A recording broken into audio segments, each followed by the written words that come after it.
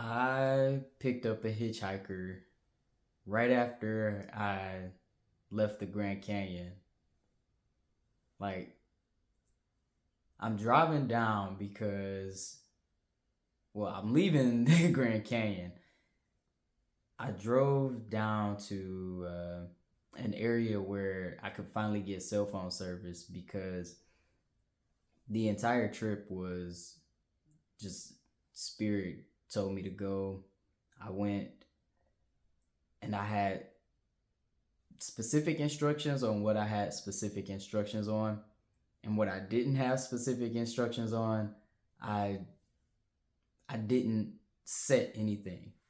So by the evening, there were no hotel or lodging accommodations or plans. So once I figured once I got to an area that had cell phone service, I could just I would just pull over, find a place to stay, and go relax, sleep good, eat.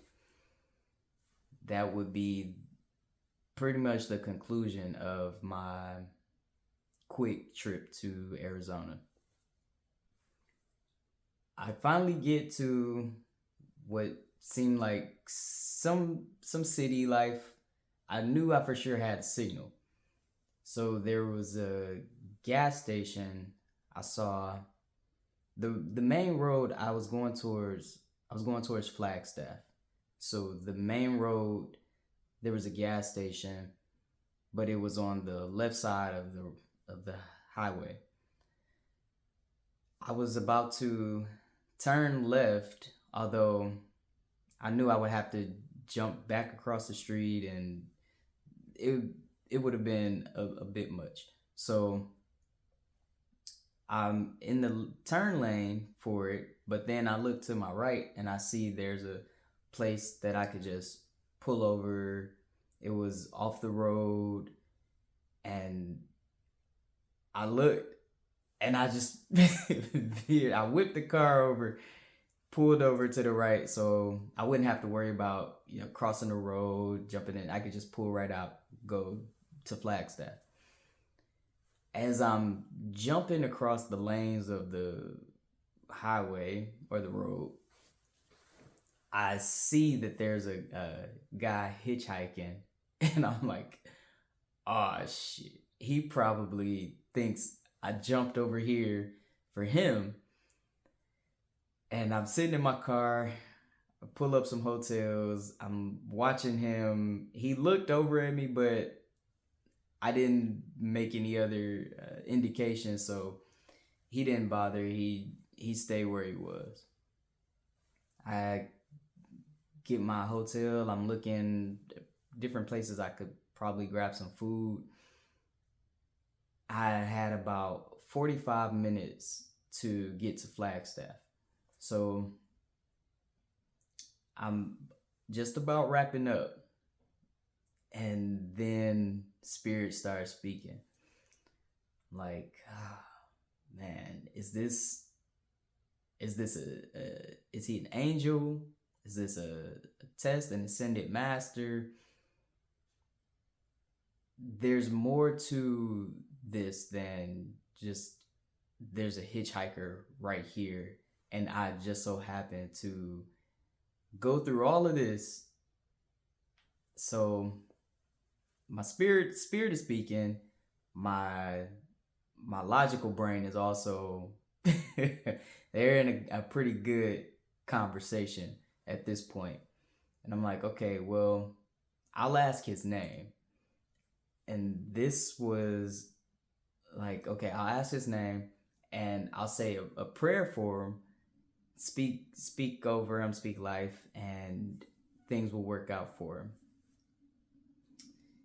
Spirit's like, no, you're going to give him a ride.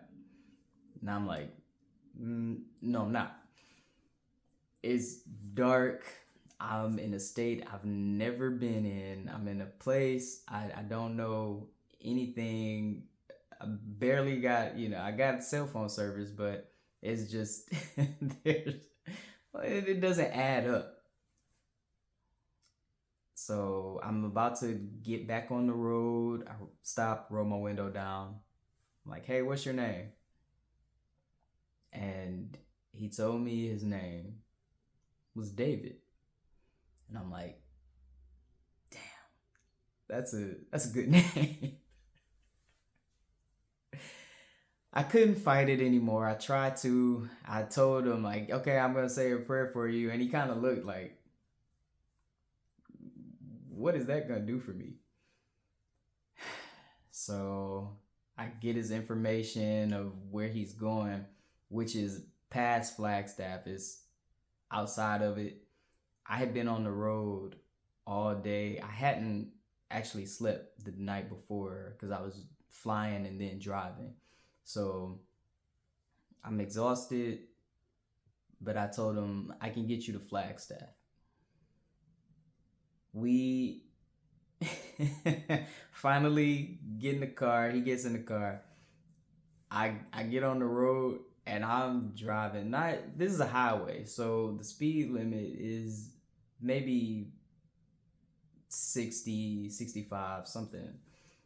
I'm driving and I'm doing about 30, 35 miles per hour. And this is just nerves, pure nerves. And I'm like, Tyler, you are, you gotta drive. You have to, he already in the car now. So you gotta trust and you gotta just go. So we're talking. He's telling me about himself and a little bit about his life, his culture. It was I really enjoyed it actually. And I kept wondering, what is it? Why am I doing this? Why am I here? Why is he here with me and I'm driving this hitchhiker, this person, this, I don't want to say stranger because at that point, I mean, stranger is irrelevant. He's not a stranger. We know each other on some level. So he wanted me to take him all the way to his destination, but that was like an hour, I think like another hour and 15 minutes from Flagstaff. I'm like, I can't do it. I cannot. My body does not have it in me to continue on the road like this. So drop him off at another location. Turns out my hotel was right there.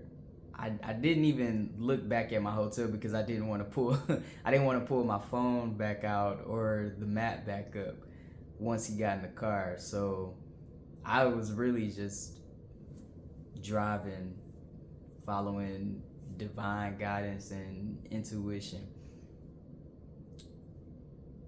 All of that, what I got from all of that was you never know what spirit has in store, what moves source is making, and what arrangements are coming into divine alignment. I went to Arizona because a few days before New Year's, Spirit told me, go to Arizona. I said, okay, when? New Year's Day. Do what?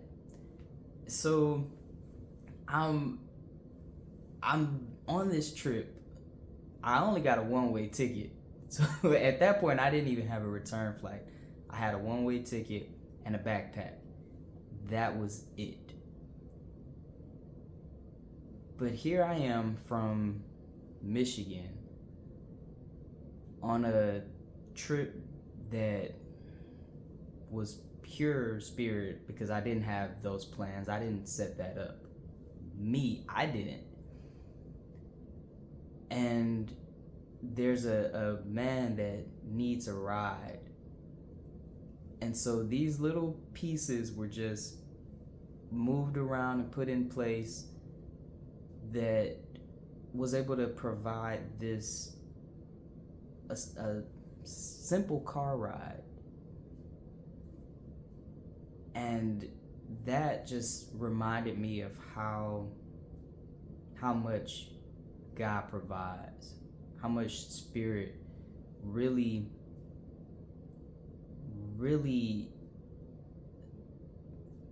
has our backs. The universe has our backs. I made a note to share this message and share this story with you all, just from what I got at that point. And then this morning I was listening to one of my prayers, and I just want to note that I'm not religious by any means. I'm spiritual. I connect with divine. I connect with angels, the ancestors, ascended masters. So I don't want to. This is not a boxed message or limited thinking.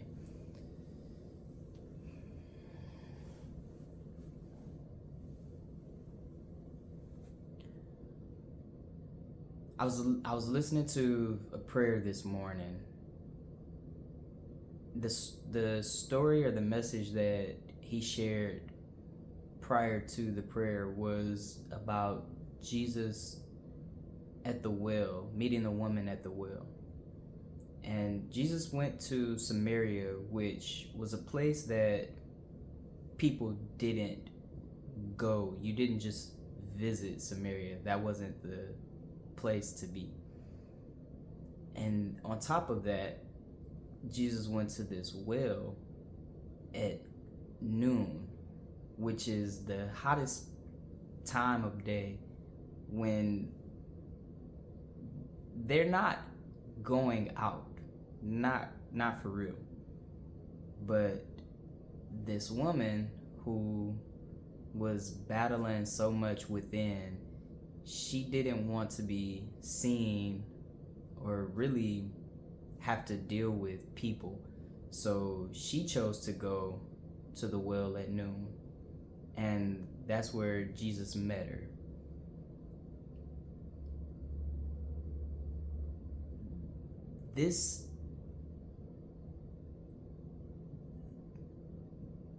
Jesus took this trip specifically for this woman, to meet her at her point of need,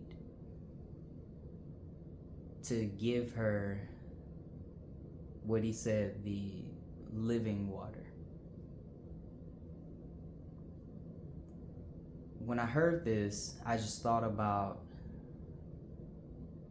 how all of the things, all of the moving parts that happened for me to meet this man in the time of his need, and to be able to provide not just a ride, but